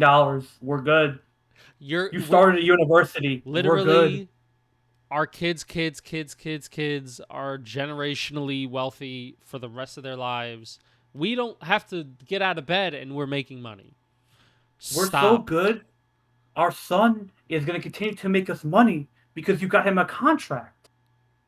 That's how good we are. Hey, you remember that other kid we made together? Remember that he's taller than Bronny? Remember that other kid? Huh? Oh, you probably were fucking playing on the road. So you don't even remember that shit, LeBron. Slap you. Come on, LeBron. He's 6'7", 6'8". He's going to be making money in the NBA too. Is he actually 6'8"? Yeah, he's going to get there. He's pretty tall. He's like 6'6" right now. He'll probably get up to 6'8". Damn. Yo, Bronny, short end of the stick. Short end of the stick. Tough genetic. Hey, tough. Tough genetics. Hey. Can't win them all. Got more of your mom's genes than your dad's. That's fine. Obviously, Bryce got more of his dad's than his mom's. All right, that's just clear. Doesn't LeBron have a daughter? He does. He does, right? Yeah. She's going WNBA. Maybe. I don't know. She could. But then even Savannah's going to be like, yo, why you got to coach her? Just be a dad. Just go get her ice cream and fucking, like, dress up with her. Like, shut up. LeBron, you don't got to be commissioner of WNBA just to get your daughter in there. She could do it herself. So it's such a funny reality to think about. Savannah like secretly hates LeBron because he just It's not hate. She's annoyed. she's like, She's like, just come on, stop. how many more fucking years of this bullshit do I have to endure? Like, after year 15, she was like, are you fucking serious still? Wait. We're going to Los Angeles now? After, in the bubble, when he was in the bubble, she's FaceTiming him. She's like, so this is your last year, right? Like, we're done. Like, you almost died. Like, you realize that, right? Yeah. Like, we almost just died. We had a pandemic. One more year. We need one more year. No. Just come home. Nah, baby, well, we gotta run it back. No.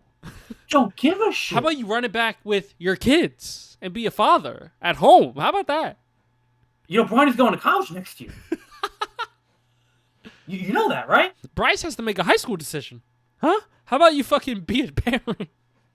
How about you help him make that decision? Do you mind being present? I don't want to have fucking the nanny in here anymore. I want you. Yo, shout out to Savannah. Nobody talks about it, but she has had to endure years of not having her husband in the house. And she's moving around with him, too. Cleveland, Miami, back to Cleveland, now back to LA. It's a lot. She just wants to go back to Cleveland. And she had 3 kids. That's a lot in a woman. And she's a businesswoman. She got her own podcast. Gosh, come on, LeBron. Pick up the pace. LeBron. Pick up the slack. Just say it's the farewell tour, please. Yo, pick up the slack is crazy when he's like the 2nd greatest player of all time, arguably, probably some people say the best. He's 1 or 2. It's not 3, not 4, not 5. He's 1 or 2. You're cemented, bro. Be a dad. Be a dad. Yo, this is so funny. You know what's not funny though? Watching Charles Oliveira get knocked out. That's not fucking funny. Oh. Yeah, I had to bring the fucking mood down with that one. Not fucking funny. Ilya Topuria, Topturo. Not fucking funny, man. I see you fucking smirking and laughing before you even walked out. And yeah, Charles got KO'd in like what, 3 minutes? 3 minutes on a forearm. Not even. Like, literally, Not even. he get caught with like a short right hook and his lights was put out. Just like that. Just like, ding. He was bleeding profusely. Yeah.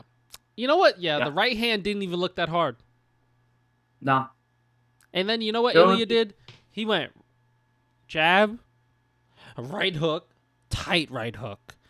And then the right hook put out Charles. He's out cold. Mm-hmm. Then he hits him with a left hook after that. As he's falling down, already unconscious, by the way. And then Ilya hits him with 2 fucking shots on the ground just for fucking quick measure. To make sure he's dead. Yeah, I mean, we kind of have to say it. Ilya's probably the next great UFC competitor. Just if he's a 2-division champ. He's already top 10 or top 15 of all time. Mm-hmm. All time. If he defends again at lightweight, he'll push up more. If he goes up to welterweight and beats Islam and becomes a 3-division champ, and he's undefeated as he retires off into the sunset, how do you not say he's not the GOAT? If he becomes 3-division champ, he's the GOAT. He's the GOAT. Right. He just has to be. I mean, look, the names he's beaten, the titles he's gotten, and the way he's doing it, knocking them out. He literally is saying it. I'm gonna knock him out. I know I'm gonna win. It just matters of how I'm gonna do it. That shit is the aura that you carry when you are saying it and then you do it. Yeah. People want to be delusional about it. They don't want to believe that you have this much aura and that you do exactly what you say, and your words match up with your actions. I mean, like it's getting to Islam territory. It's not there yet, but he's close. Islam can't run away for too much longer. Yeah. He can't. If Islam beats Jack Della, which for me You- is a tough fight. Tough fight You- for you- Islam. you- It's a tough you fight. think And now so? I will say this. Alexander Volkanovski in the first fight he had with Islam did a decent job at defending takedowns. Alexander Volkanovski and JDM have the same jiu-jitsu coach, the same grappling coach, right? So, and Alex is going to be working with Jack Della because they're both Australian. Mhm. Haha. And they're going to give each other good details and like kind of like keys and reads on how he can approach this fight with Islam. And Jack Della hits hard and he has very good boxing. So if I see Jack Della piecing up Makhachev at any point in this fight and stuffing a good takedown, Ilya KOs him in 2 rounds. You want to know why? Because Why? if he can't take down JDM, what makes you think you're taking down an actual Georgian grappler? You're not. You're not. What? And then you want to stand and bang? Yeah, no. That's what makes Ilya terrifying. You see what he just did to Vulcan Holloway? And you want to stand and And bang? Trump? You want to stand and bang with this motherfucker? Oh, you want to die? You want to know what's funny? For like the start of Ilya's career, we were like, oh, he can't stand and bang. He's great on the ground. We don't know about his power. Fucking knocks out Volkanovski, knocks out Max, and then just knocks out Charles. He could do it all. And even before that, right? Fucking Ryan Hall gets him on the ground and starts doing his stupid jujitsu shit. KOs him fucking while his knees are on the ground, just hammer fists, KOs him. Right? And then Jai Herbert head kicks the shit out of him. He somehow eats it, stays alive, survives the first round, and then KOs him in the second after pop, pop, pop, pop. Ooh. The way he KOs him too, it's not just like a quick like boop. It's a bop, bop, bop. Like he fucking puts his whole shit into their chin, and of course you're gonna go out. It's so scary.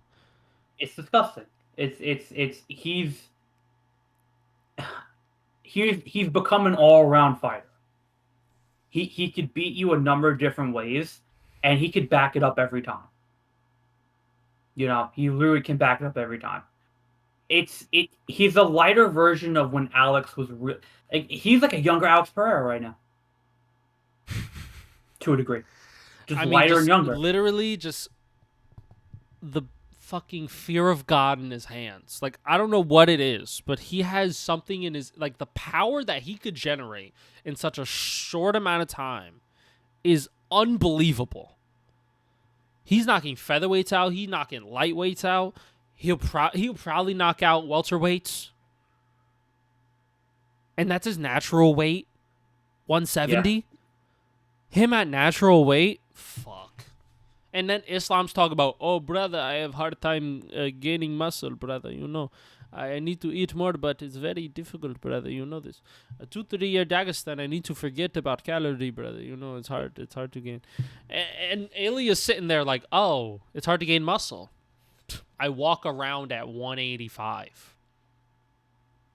Hard to gain muscle. I am 170 pounds. I'm just 5'6". So that's why you don't see me here. That's why I'm at 145. That's why I'm at lightweight. But now if Islam beats JDM, you can't run away from Ilya. You can't. Because then if he retires from the sport, you're going to be called a duck. Yes, 100%. 100%. They're going to be like, oh, you're not real. You're just like Khabib. You walked out before tough challenges came your way. That's what they'll say. They will denigrate his legacy because of this challenger that is the most likely to beat you, and they don't want to fight him. What do you think happens first? Paddy and Ilya or Islam and Ilya? If Islam Paddy and Ilya. Because Paddy, I know Dana didn't like that Paddy was in the cage, but like this is the most entertaining fight that you're going to get. And honestly, yeah. I feel like Paddy, he's going to get knocked out. but he has more of a chance of winning than anybody else. And I say this because Paddy Pimblett, now does he get caught? Yes. But Paddy will do everything in his power to try not to. Mm-hmm. He will kick at range. He will throw up head kicks. He'll back up. He'll circle the cage. He'll run around, get space. And then you know what Paddy will do? Because he's not a dummy. He'll shoot a fucking takedown. Right. And then you know what he'll do after he does shoot a takedown? He'll shoot another fucking takedown. And then after that, he'll shoot another takedown. And then he'll do it again and again and again and again. He'll literally, you have to make it a wrestling match against Ilya. Because if you don't, you're getting KO'd. So would you rather lose on the ground or your consciousness? You choose. Well, you might lose consciousness on the ground. But where do you have more success? Where do you have the least likelihood of losing your consciousness? For Paddy? On the feet. If you get clipped on the feet, it's over. You're getting chinned. You know what I'm saying? He's got to be on the ground. He has to. Yes, because that's his best chance of winning. And honestly, if he loses to Ilya, but he took his best path to victory, he can't be mad.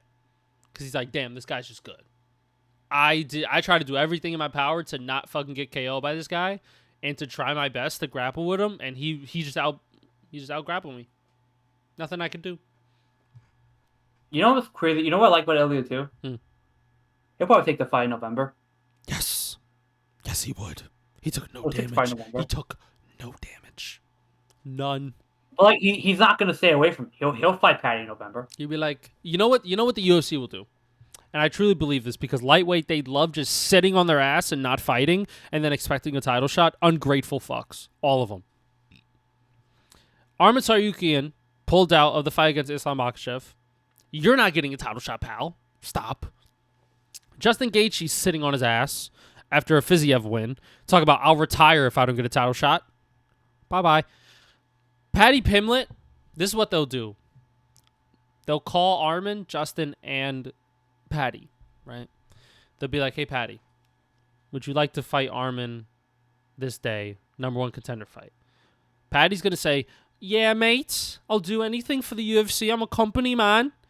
Once I get me hands on top tier hand sanitizer boy, I'm going to crush him. I'm going to smack him up. But first, let me smack up Arman and Justin, mate. That's what he'll say, right? And we'll be like, fuck yeah, that's a guy. They'll call Justin and be like, well, I thought I wanted a title shot or I retire. And then they're going to call Arman and be like, and then Arman's going to be like, brother, you know, I mean, I thought I would be first in line for title shots, you know, all of this. And then they'll be like, oh, okay, Paddy, you get the title shot. Because you actually wanted to fight. You were willing to take on any challenger. I'll give you the title fight. These other guys could fight each other. I don't care. Or Justin could retire. Who cares? Arman could just sit on his ass. Who cares? We don't care. You're not exciting anyway. Just sit on your ass. Who cares? Paddy and Ilya will sell the most tickets, sell the most pay-per-views. The press conference will be hype. The build leading up to the fight will be hype. Seeing them interact will be hype. Him calling him hand sanitizer boy, fire. It will make waves again on the internet. That'd be great. So calling him like a small guy over and over again. He's gonna walk out with hand sanitizer. Mate, you're a tree stub, mate. I'm the whole tree, and yeah, I'm gonna cut you down, mate. Cut you down to size, mate. He's gonna say all that. Scousers don't get knocked out. You're not knocking me out, mate, because I'm not gonna stand and bang with you and be a stupid moron. I'm just not. So shut up, mate. And then Ilya's gonna be like a mafia boss. You know, the dogs love to bark when they know it's their time. Okay, Ilya. And yo, it's so hard because he just knocks people out. So he could say anything. Yeah. He could literally say anything. He could say gibberish. He could be like, a Mets cap, a Giants banner, my right hand. Great. And then people are like, Amazing. This motherfucker's Yeah, this bet on motherfucker's him. the Bet goat. on him. Put the house on him. Put He's the gonna house win. on him. He's plus 450. Wait, no, he's minus 450 right now. I mean, fuck yeah. This guy's the goat. Best lesson we had all week. This guy's great. So if I was the UFC, I'm making the Patty fight immediately. Because, for one, I know Patty will take any fight anywhere to get a number one contendership. Justin won't, and Armin maybe won't. Maybe. Probably not. Probably not, because they're entitled little fucking brats. All of them are entitled brats. They all want a title shot, but don't want to do shit for it. They don't want to go on a multi-fight win streak. Justin Gaethje fights once a year, and he's like, well, title shot next? Wait, I thought it was my time for title shot. I don't get title shot? I fought once in 1 year. I don't get title shot after? Oh, how much? Oh, I just go home then and play with my hands. Oh, I made a bet at one pay-per-view. Oh, I won the contender fight on fight night. That's not enough. And then Patty will just be like, mate, shut up, retire already so I can get me title shot, mate. You're making life too hard for me, mate. I'll beat you up and grab you by the scruff of your neck, mate. I'll retire.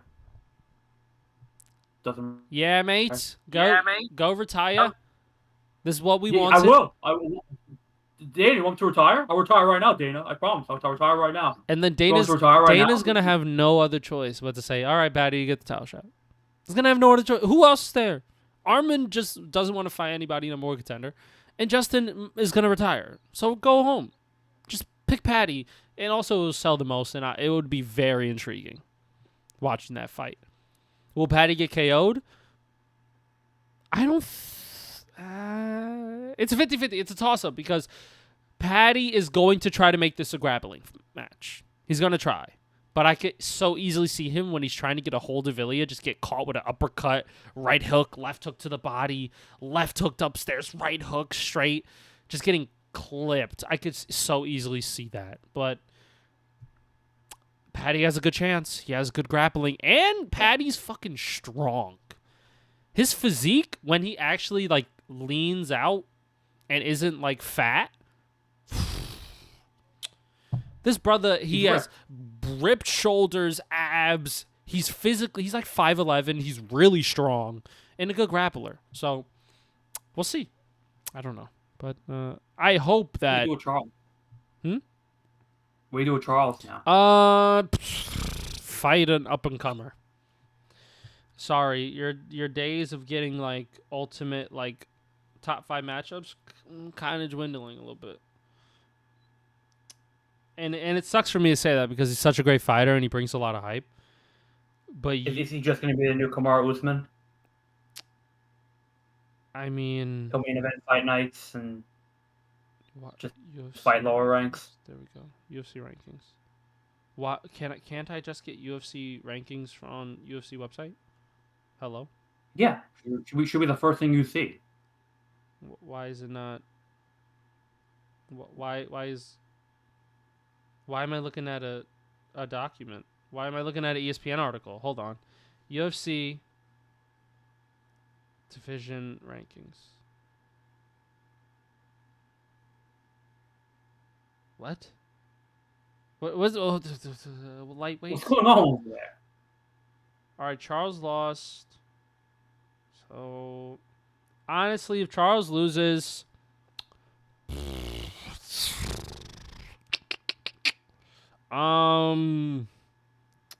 Joel Alvarez. Fuck it. Why not?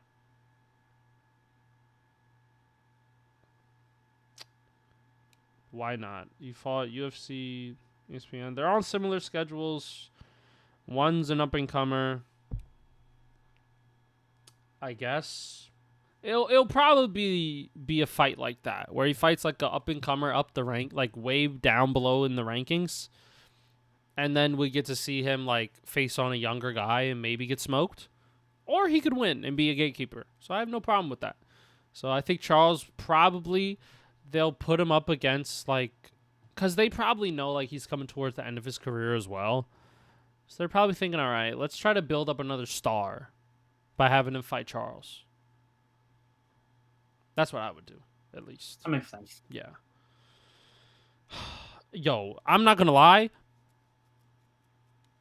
The flyweight fight that happened on that card too, Joshua Van versus Brandon Royval, was a fucking amazing fight. That was a great fight. It was fucking fantastic. Joshua Van, he makes fights too close though. I'm a little scared for him versus Pantoja, because if fights are too close, they might give it to the grappler because he's kneeing the thigh. So you got to make it a little more obvious that you're winning, is besides knockdowns. But overall, besides that, he's the only guy left that Pantoja really hasn't beat. He's going to be ranked in the top 5. And he has good striking and good takedown defense. So we'll see. Pantoja may just run around like the Tasmanian devil trying to get a takedown and get pieced up. Or Joshua Van just gets taken down and subbed immediately, and then he looks awful. So we'll see. Not too mad about it, though. What's his name? Kaikara France. Yeah. Got smoked. Unfortunate. Yeah, it's tough being Kai Car-France. I mean, what does he do now? Rematch against somebody. I don't know. Who cares? Like sometimes the flyweight division gets a little tricky because it's like, oh, you guys already all fought. You guys want to fight again? You know what I mean? Yo, what if? Yo, what if? What if Kai What if Car? you- What if What if you fought? Amir Again, Albazi again? What if? Well, so we'll see. But that's gonna. Yeah, I mean, he beat Moreno. He fucking messed up in the fight anyway. John Jones retired. Thank God. Finally, thank you, Jesus. I did a whole video on it. Thank you, Lord. Tom Aspinall finally is going to fight. He's probably going to fight Cyril Gane next, which I think he starches Gane in like 3 minutes. He's beating everyone in that division. Yeah. Stop. Yeah. Like literally, like Gane doesn't do anything that's gonna make me say, "Oh, Tom is afraid." Like I feel like Tom will just walk across the cage and just start swinging. Because what does Gane do that's like scary? What's he gonna do? Oh, you gonna take him down? Oh, okay. I'm sorry. I meant to jab you, but I have no power, even though I'm 6'5", 250. Oh, my bad. I'm 40 years old. I cannot move like I used to. Oh, you know, I've been sitting on sideline for a long time. And, you know, because I didn't want to fight you, because you're scary, I don't want to fight you. Fight John. Me and John supposed to go retirement fight, but he ducked me. So now I have to duck you. And I probably lost to Volkov, but the judges gave me decision, so now we are here. You know, it's okay. But you know, you and me, we walk around cage 25 minutes. I look good. You win title. I go retirement. You don't destroy me, you know. Finally, John Jones is free of the shackles of... no, sorry. Finally, Tom Aspinall is free of the shackles of John Jones. Thank you, Lord. And also, John Jones, stop. Why are you getting into crime? Getting into crime and then crying about it on Twitter? Yeah, you're a weird guy. Yeah, and you're probably closeted, allegedly. But that's neither here nor there. Okay, you're in a pool with a bunch of grown men and you're having fun, but then the one time you're with a woman, you are having a hit and run? Weird guy. Not great. And you also beat your wife. So, not great, and it's documented. So, not allegedly. It happened. Yeah. it not allegedly. Yeah. Like, and also you're a drunk. And you're a steroid cheat. If people didn't universally agree that you were the GOAT, I would not say you're the GOAT. But because people think steroid cheats deserve to be involved in the GOAT conversations, we have to give it to you. But if we were being morally reasonable, we would say you're not even close. But people are morally reasonable, so we just go along with saying you're the GOAT. But you're not even close. And also, you know what he is? What is he?